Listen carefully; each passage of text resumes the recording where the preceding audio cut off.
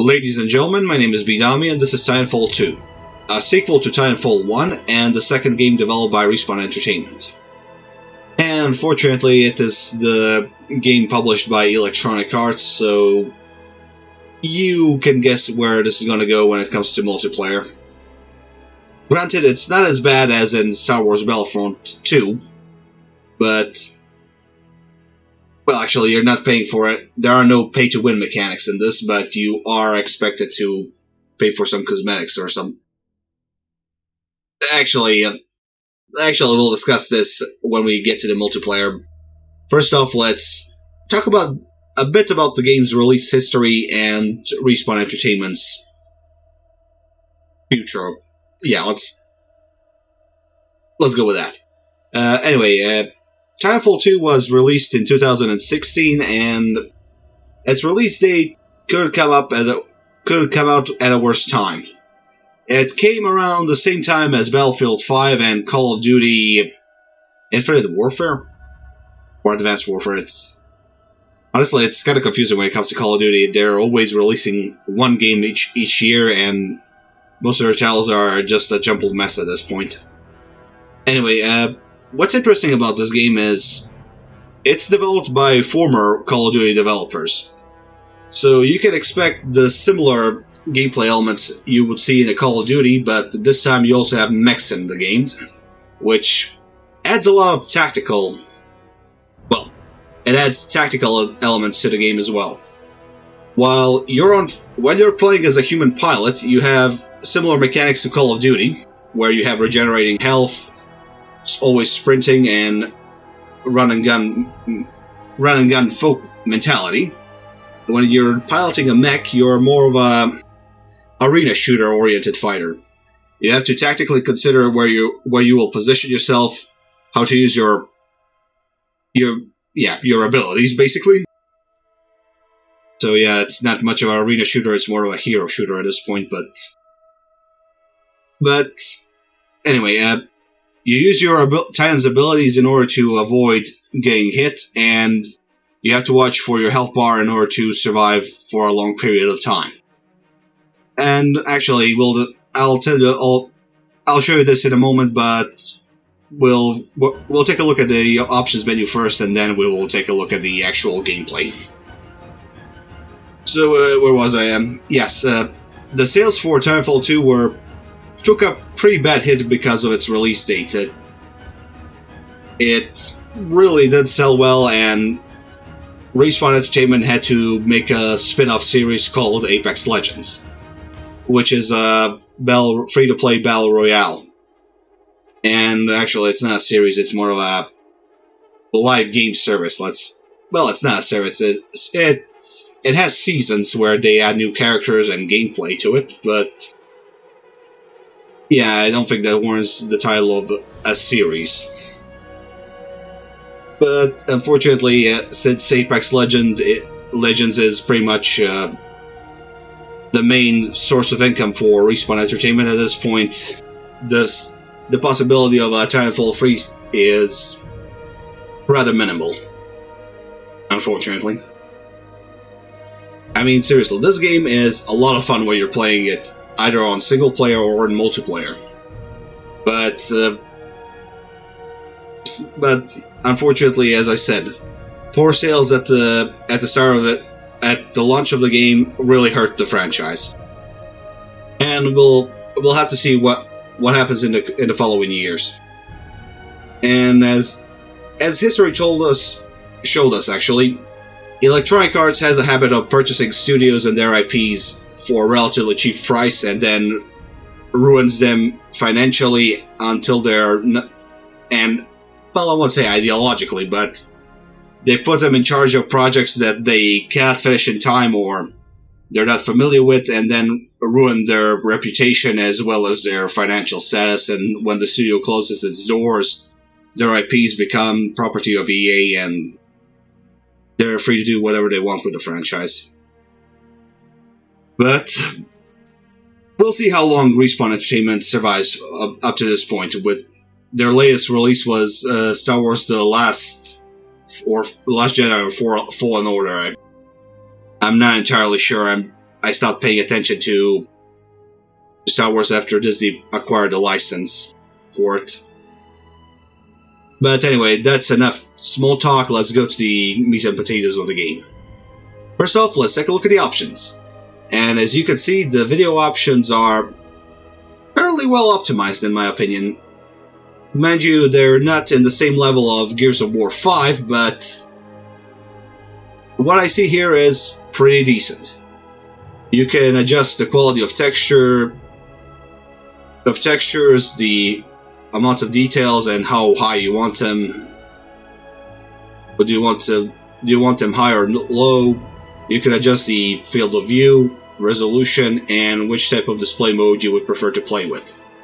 And now the interesting thing about this game is, if you're running something in the background, the game will automatically start in a windowed mode, which is, I mean, it is kind of nice of the developers that they are considering your other works on what you're doing on your PC, and you would probably want to switch screens to see what's going on. But I really hate it when developers or games do this, because I'm running something in the background because it will take some time, and I have some free time to play or just fiddle around something else while I'm waiting for whatever I'm doing to be finished. So I would appreciate it if I didn't have to go to the options menu every time I'm rendering a video and playing a game, and want to play a game while I'm waiting for it to finish. I really hate it when I have to go into options menu just to get back to full screen. It's kind of annoying, personally, but if you don't, but it just takes a couple of seconds to fix, and it's not too big of a problem. But personally, I would prefer it if the developers didn't put this subroutine into their games, basically. So as you can see, you can adapt the FPS. Excuse me. You can adapt the frame rate of the game to a maximum of 444. Well, basically, you can adjust the minimum of the set frame rate. You can adjust the texture streaming, filtering, ambient occlusion, the light details, and shadow details as well, model details, effects, and ragdoll physics. You can also turn on or off the colorblind mode and adjust the field of view from 110 to 70, which is rather nice. But when we get to the gameplay, I'll show you why I would recommend that you keep it on 110, personally. So that's it for video options. We'll just discard the changes I made while goofing off and take a look at the audio options. Well, they are limited. I will give credit where credit's due. Respawn really did a nice work with the sliders. Everything has a separate audio slider which can be adjusted to your own personal liking. You can turn subtitles on or off. Same goes for sound occlusion, sound in the background, and classic Frontier Defense music, which is basically the music for co-op missions.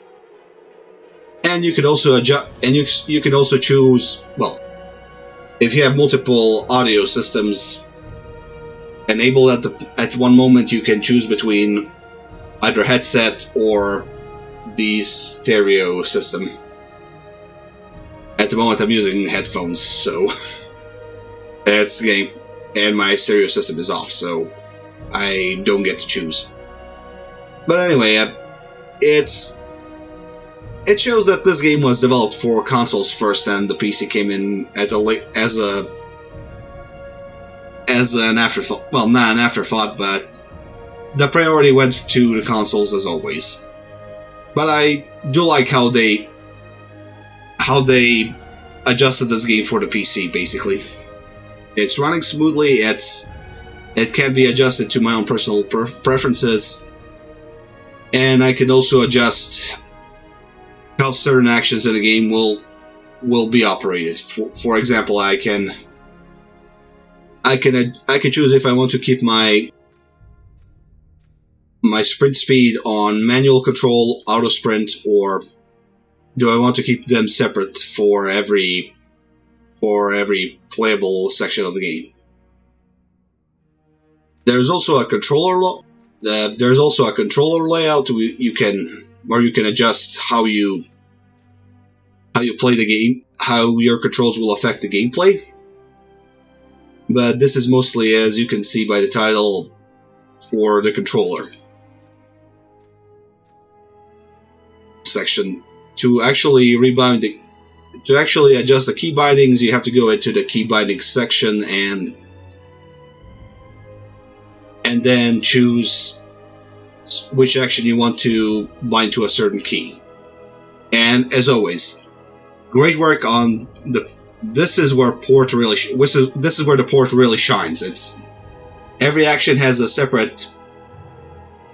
own separate section where you can bind a separate action to a separate key.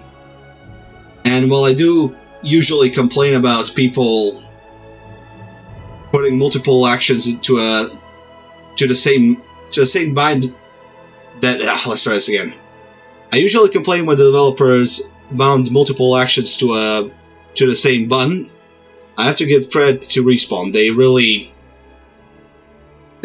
did think about PC players when they made this. Every action has a separate binding, and you can easily readjust it to your. You can easily readjust the control scheme to your own personal preference. So, what else am I missing here? You can adjust the mouse controls here as well. This is personal preference. I found the mouse sensitivity on both aiming down sights and in general to be pretty good on 5.0. You can turn mouse acceleration and inversion on or off. And also, if you prefer to use a controller, you can also adjust the controls here as well. So yeah, these are the options menu. This is the option menu for Titanfall 2. Now let's go to the single player portion of the game. Or actually, we will be spending most of our time in single player of the game, so let's take a quick look at the multiplayer side of the things, where I'll just show you how the gameplay, well, not how the gameplay works, but what can you expect when you're actually in it. So, as you're trying to actually join the game, you actually join a server, and then you can choose between multiple settings as well. As you can see, you can adjust in-game settings from the multiplayer menu as well. You can visit the game store. So let's take a quick browse at it. So, and we'll take a look at the sales. As you can see, you can purchase a lot of cosmetics, upgrades, and extra and boosters, basically for a small fee of €7 or dollars, $20. Basically, you can purchase in-game items for real money as well. You can also purchase them with in-game currency, but as you can see, well, I don't have much of it, and that's because you don't get much when you're actually playing the game. It just gives you a very small amount for cosmetics, basically. Let's see. I'll try to customize my pilot here. So as you can see, most of my cosmetics are actually can be unlocked by simply playing the game with. I would recommend that you play this with friends. Honestly, it's more fun because you can put in some in-game. You can joke around and coordinate better than with random people. So as you can see, most of the cosmetics can be unlocked by simply playing the game. But for... let's see, actually I honestly have no idea what the endgame currency... well, my guess is that the endgame currency unlocks some cosmetics and perks, for example, but yeah. You can unlock in-game perks, basically, for your character.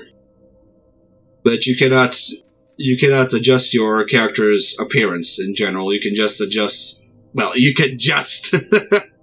you can just choose the character's color, and that's about it. You cannot, for example, switch your character's helmet or armor for a different type. Because one, I really think that this upper body would look cool with this helmet. Unfortunately, you cannot choose armor pieces. You can just choose a coloring and also choose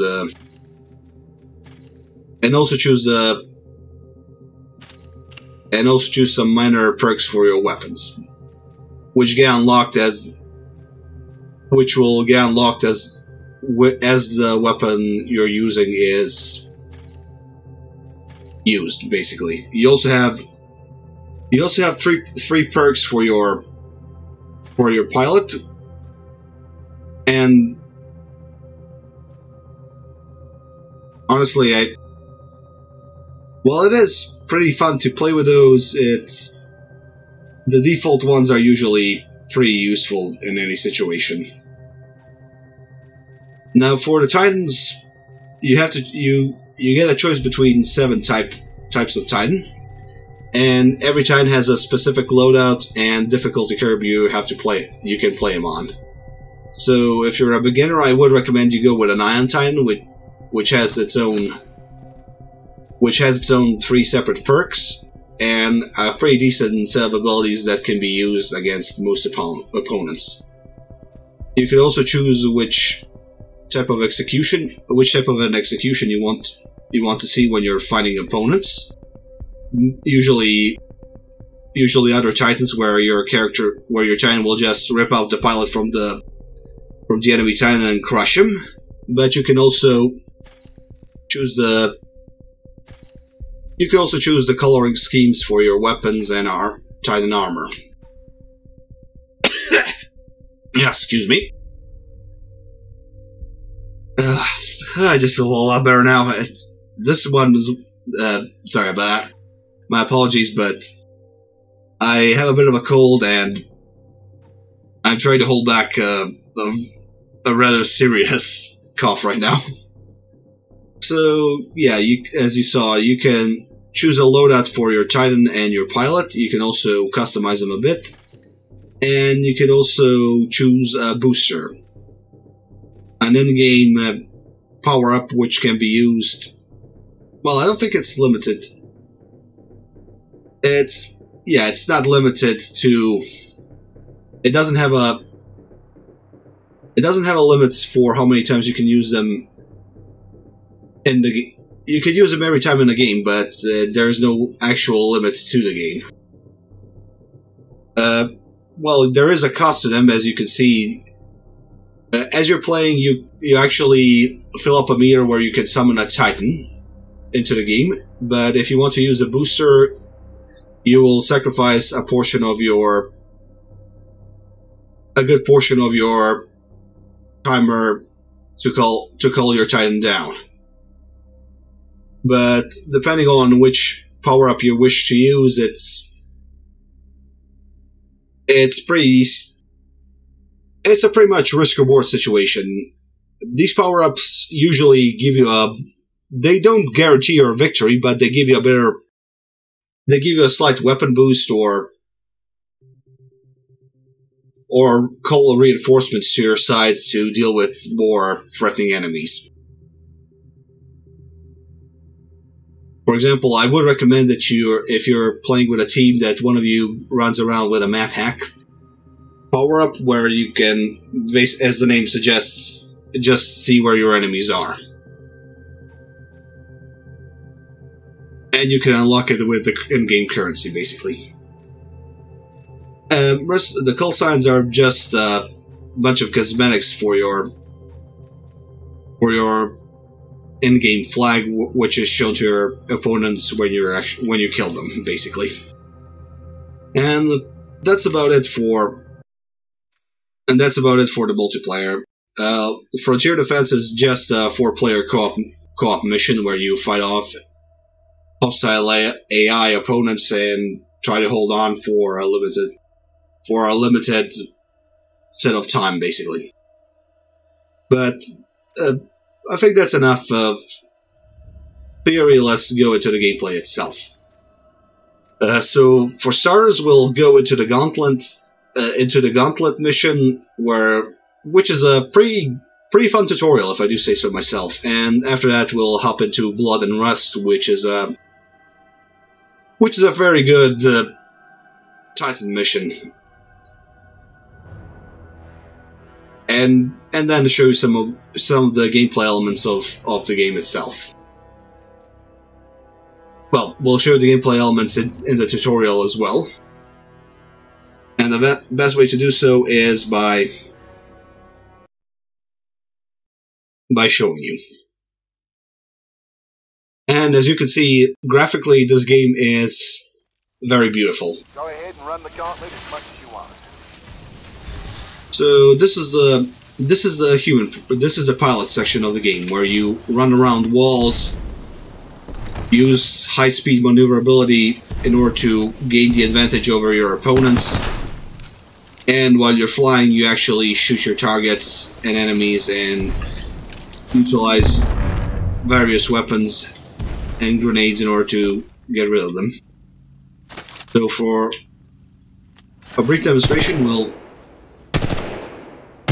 just take a look at this weapon, and as you can see, this is a very good assault rifle. The pistol is also very well. You're not limited to a single rifle and a pistol. You can switch between assault rifles, sniper rifles. Well, this is a DMR, but I think you get what I'm trying to say. Basically, every weapon has its advantages and disadvantages. For example, the DMR is a very precise single-shot weapon that does a lot of damage if you hit your target. The assault rifle is basically a rapid-fire mid to close-range weapon where it does a small amount of damage, but it does a lot of damage over time if you manage to hit your targets repeatedly. And also you have grenades which vary in form, basically. You have regular grenades which will explode after a certain amount of time. You have arc grenades, which are electrical grenades, which will detonate on impact. And you have a pretty decent sandbox of weapons, as you can see. And these are just this is just a small amount of weapons that the faction I'm currently playing as possesses. There are other weapons in the game you can get after while playing, basically.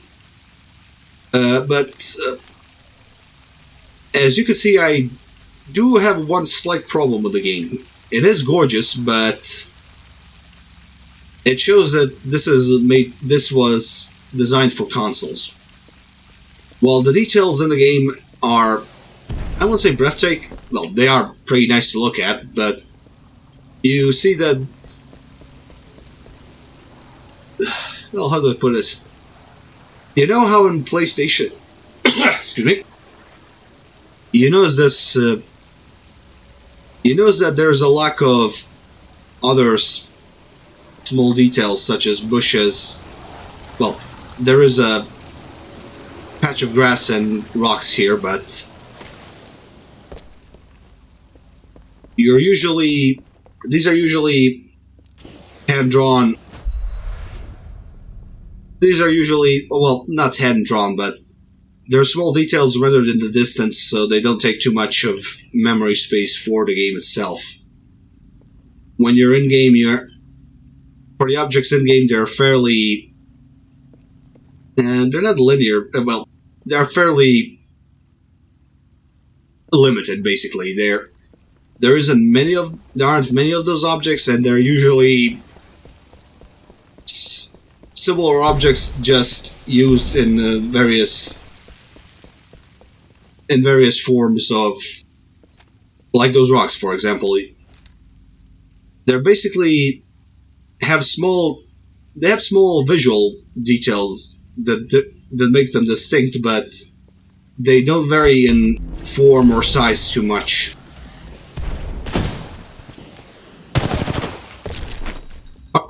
No. So as you can see, this game is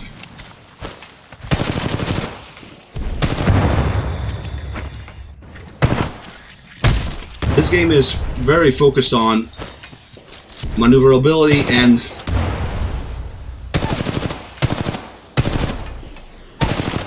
precision aiming, like most Call of Duty games are.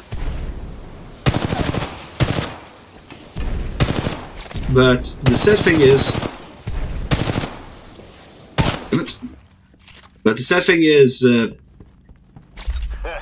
Can't wait to tell Anderson about that. yes, excuse me, let me try saying this again. The sad thing is that most of these details in the game are fairly simple. They might vary in size and shape a bit, but they're usually the same object, just with some slight adjustments to them, which is honestly good for a first-person shooter where your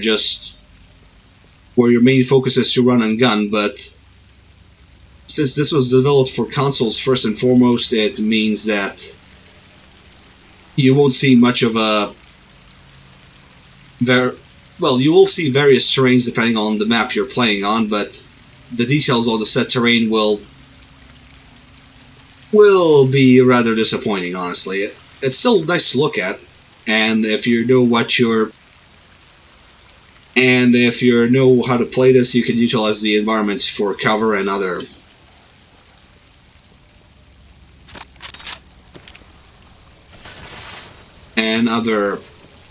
gameplay mechanics, such as you can see, you can utilize the walls to bounce your grenades around the place and surprise your enemies with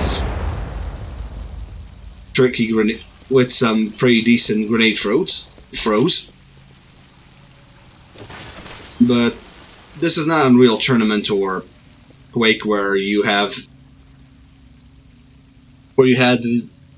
very interesting, nicely designed and detailed environments. Basically, and second of all, the weapon models are, as you can see, enormous. They cover up 1/4 of the screen, basically. So this shows that the game was designed for controllers and consoles first and foremost, because for one, if you're just running and gunning, the aimbot will help you target your enemies faster, so you don't have to bother with precision aiming. And since you're playing from the comfort of a couch or from a semi-decent distance, you wouldn't notice this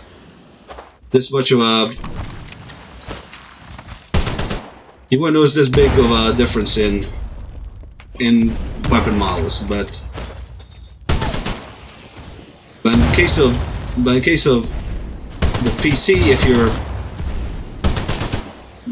you're using a PC, you're kind of screwed. Well, I won't say screwed, but you will have some trouble, because one, the weapon will obscure. Damn it! The weapon will obscure your vision, and you won't notice an enemy coming from a different angle until it's too late, unfortunately.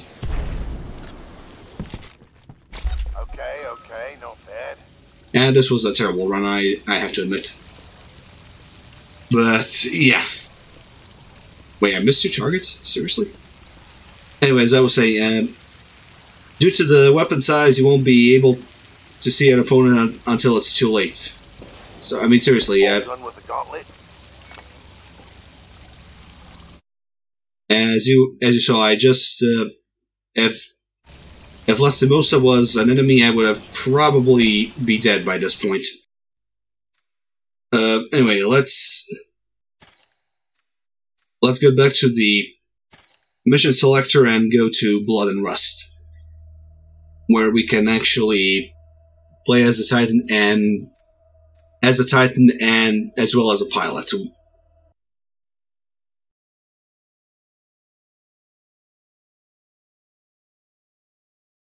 So yeah, as the story progresses, you will see your character's logbook, where he describes the situation to you, as well as his relationship with the Titan called BT-7274. Pilot, the IMC will continue to search for us. Our only chance of survival. And while I do have to admit, every map has a nice lighting and visual details to them. As I mentioned, the details are usually limited because of its console origins. But as you're playing the game, you're usually put into a lot of shooting galleries where your main focus is on survival and winning. So you're mostly interested in your main focus will be on your opponents and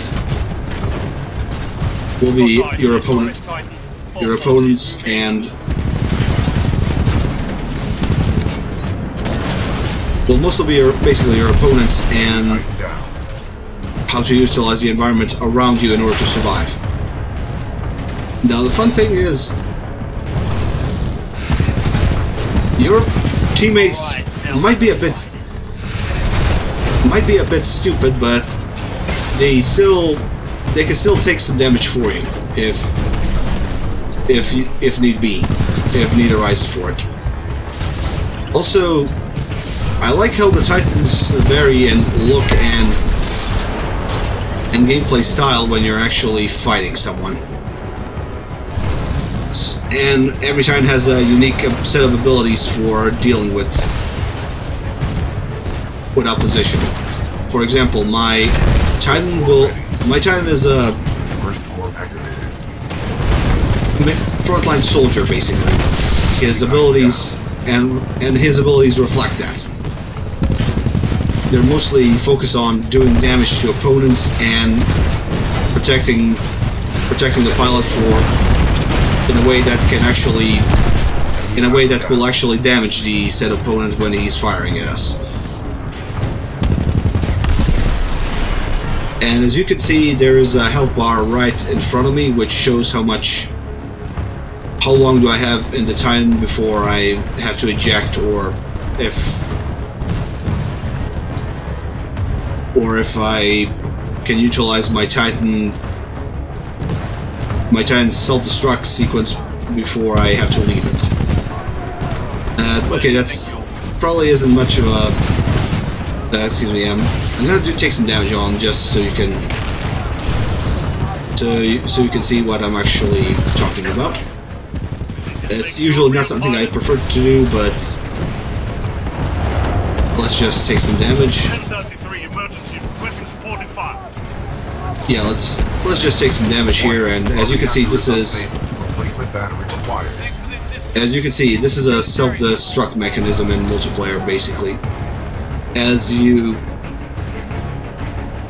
go through the game, you will actually unlock new Titan loadouts and different abilities, but in multiplayer you're stuck with a single Titan, with a single version of a specific Titan, basically.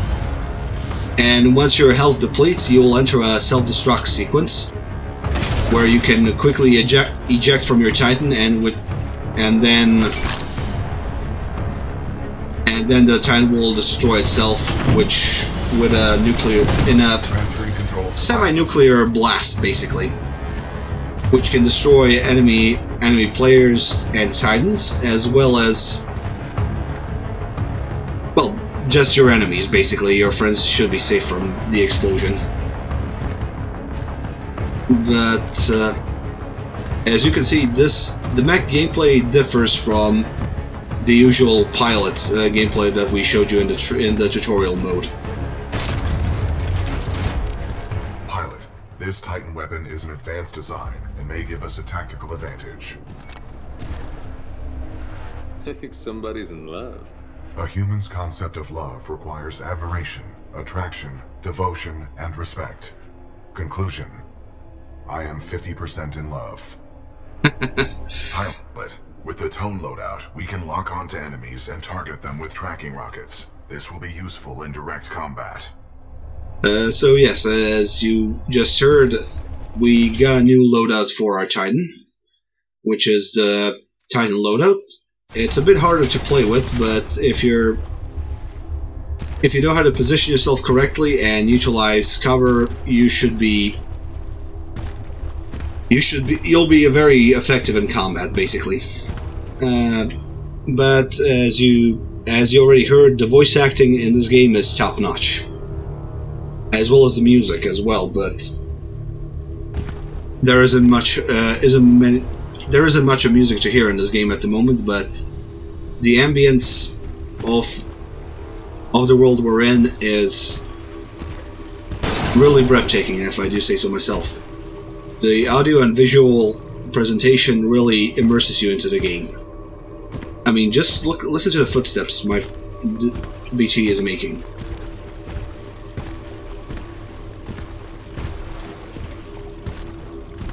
As you heard, it really sounds like a mechanical Titan is walking through the area.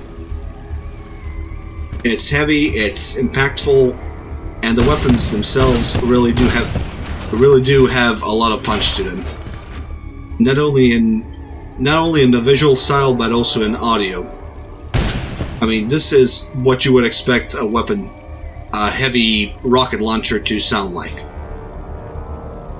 Well, probably louder, but then again,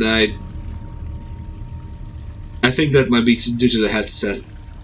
That's why it's getting a bit daffled for the sake of my ears. Anyway, what was I trying to say? Yes, the audio and visual presentation is really breathtaking. I mean, just look at the lighting effects as I get closer to this wall. Huh? Dynamic lights, shadows play off of shadows change when I turn towards the light sources, and as I mentioned already, because this was developed for consoles first, there are nice details in the game, but they are usually I would say they're not entirely limited, but you usually get a lot of open space where you can move your Titan and pilot, which is usually a good thing. But let's be honest, if you were a soldier and you knew that the enemy were coming piloting mechs, you'd probably do something that will disable the Titan's maneuverability, basically. Or usually try to fortify yourself in a place where Titans cannot access. But for the sake of gameplay, they did give you a fairly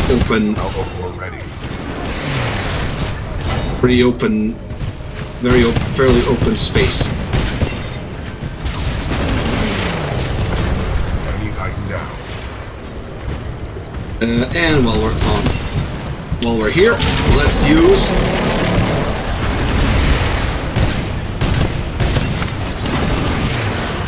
our Titan's ability.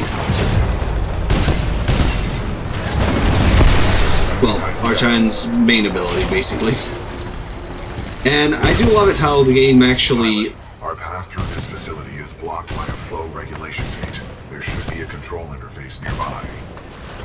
I do enjoy how the game mixes up pilot versus grunts and mechs combat. As you can see, I'm currently fighting off regular humans in a Titan, and it's really awesome. I mean, just look at this. You can exit the Titan at any point, but you can also devastate the human opposition rather quickly. As you can see, I just left the Titan. I just left the Titan in order to fight off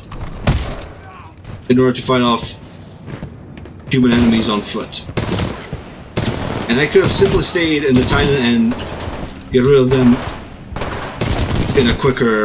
in a much quicker and efficient manner, honestly. And here's one of the pickups. You pick up pilot helmets in the world in order to unlock cosmetics and other minor bollocks, and unlock other items in the game. Well, mostly in-game items that can help you survive for a longer period of time, basically. And you can also pick up your enemies' weapons, but the game will encourage you. But the game will usually give you the best weapon. Well, not the best weapons for the job, but it will give you weapons that can help you survive for a long period of time. And here's just something I found nice about the game's tutorial. As you saw at the Gauntlet, I can basically play the Gauntlet for as long as I wish to. There is no time limit for a tutorial, basically, and the same goes for the game in general. You can explore the world at your own pace.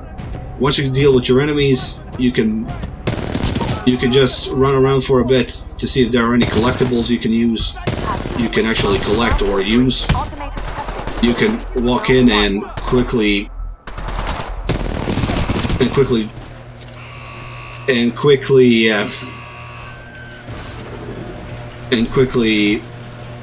cloak, melee one of your opponents, and then proceed to throw grenades or just shoot him.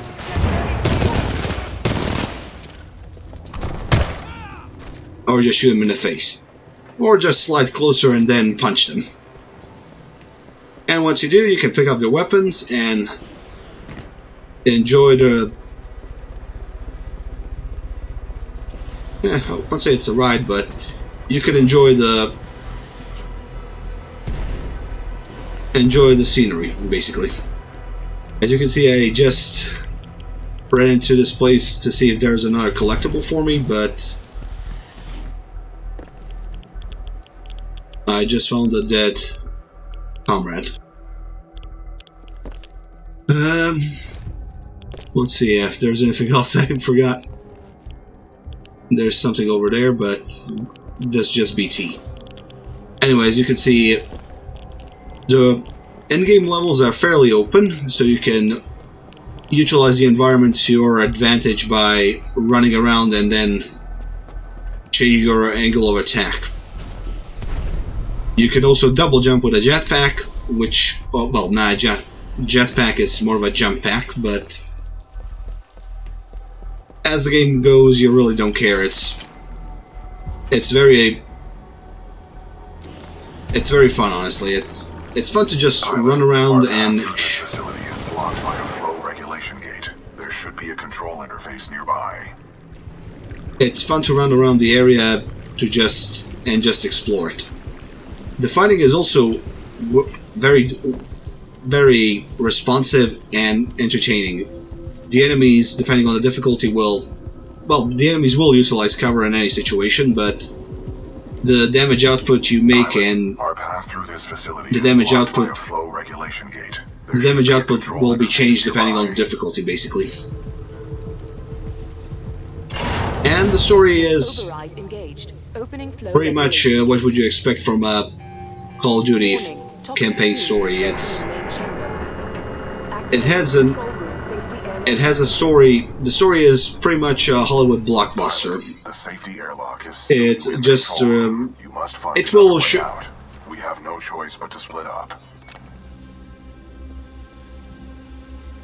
Got it. I'll find a way out. A nearby exit will most likely lead further into the reclamation facility. Pilot, I am tracking your location. Recommend you seek an exit. You got it, BT. You do the same. What was I say? Basically, basically, it follows the Call of Duty formula where you're basically, I wouldn't say thrust through from one gauntlet of enemies to the next one. You're put into different situations, and as every situation progresses, you will fight enemies and utilize different one-off mechanics to actually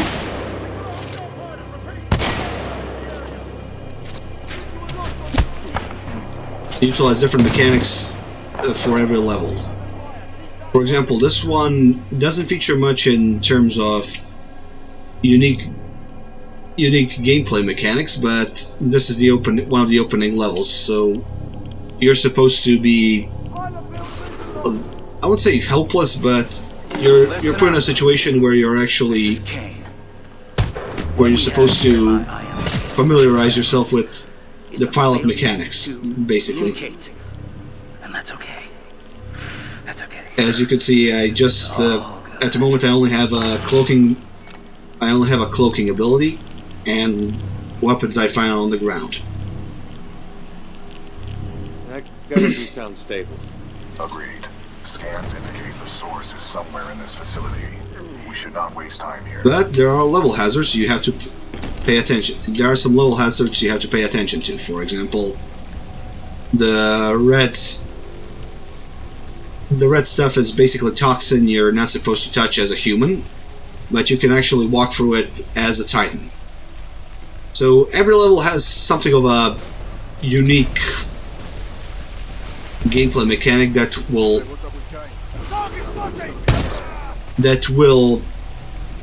make every level memorable. And I actually love that the story mode includes a lot of parkour in this one. As you saw, I had to utilize my jump pack to the maximum. Not only to get across the area, but also to get a jump on the opponent. And that's the beautiful thing about Titanfall 2. The story mode will actually... The story mode really varies the gameplay from one level to the next. At one point you're a helpless child, basically, that just got its pilot's license, and 5 minutes later you're a mass murdering badass MO.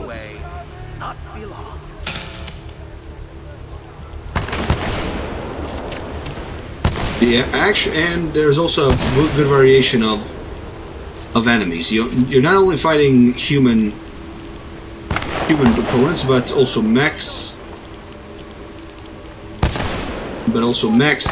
enemy pilots, Titans. This is Raccoon 3, 9th Militia Fleet. We're held up in the reclamation facility. The IMC have some new mechanized infantry. We're trapped. Pilot, I'm detecting friendly militia forces along your path. And if you get close enough, you can actually melee your opponents. I will not try to do that in the air because of obvious reasons. But let's see. As I was saying, as the story goes, you will be put into different areas with different gameplay mechanics and different opponents. And the set opponents usually work as, and some of these opponents can actually serve as bosses. So, for example, when you're fighting, so for example, let's see. Well, At the end of every level, you usually encounter one of the apex predators, which are elite opponents with elite mechs, and they usually serve as boss fights for.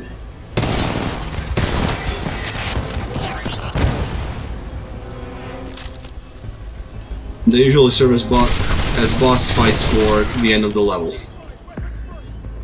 And as you already saw, the robotic enemies that I'm fighting currently have a nasty habit of self-destructing after taking some damage.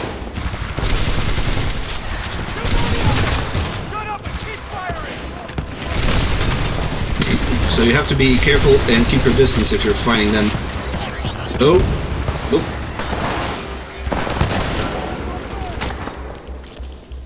If you want to survive, basically. Excuse me for a second. I'm just gonna pick up a weapon here and get rid of the last incoming opponent. And the nice thing about this blaster I just picked up is you don't have to reload it, but it does have a cooling mechanic. And it's not only effective against robotic enemies, but it's also fairly effective against humanoids in general. And thankfully, with a good cloak, you can actually close the distance and blast your enemies to pieces fairly quickly. And to make things even funnier, if you're observant, you will actually find different approaches to every encounter. So yeah, I think that's about covers everything in the game. Well, I believe in show, don't, and tell a bit, but mostly just show. Anyway, this is Titanfall 2, and I have to say this is one of the better games I had the pleasure of playing. The multiplayer community is still alive, and well, to be honest, depending on who you play with, it can be a very good experience or a nightmare. And to be fair, in some of my previous sessions, I encountered a few cheaters in the multiplayer, which really doesn't bode well for the multiplayer, but for the multiplayer side of things. But if you're playing with friends, I would. It's a blast, honestly. So, yes, would I recommend this game even in 2021? Yes. I'd wait for a sale personally and then buy it for... when I got it, it was a bit under €9 or dollars, depending on your regional... depending on your region. So if you have friends and like playing mecha, playing highly mobile Call of Duty with mechs in it, I would recommend this game personally. And hopefully, and honestly, I hope that there's a sequel in the works at some point, because the story of Titanfall 2 was, while short, was really memorable. Every level had a unique mechanic to it. It tied up the story nicely, and while I do admit with the criticism that the story is a short one, I think it's long enough to tell the story I wanted to tell. So, let's see, I think that's about everything I wanted to tell at this point. Thank you very much for watching. My name has been Bedomy, and yeah, when Titanfall 2 is on sale, if you want to play it, basically just wait for a sale and buy it then. It's a lot of fun to play, and if you're playing with friends, it's a really good experience. Anyway, my name has been Bedomy. Thank you very much for watching, and good night.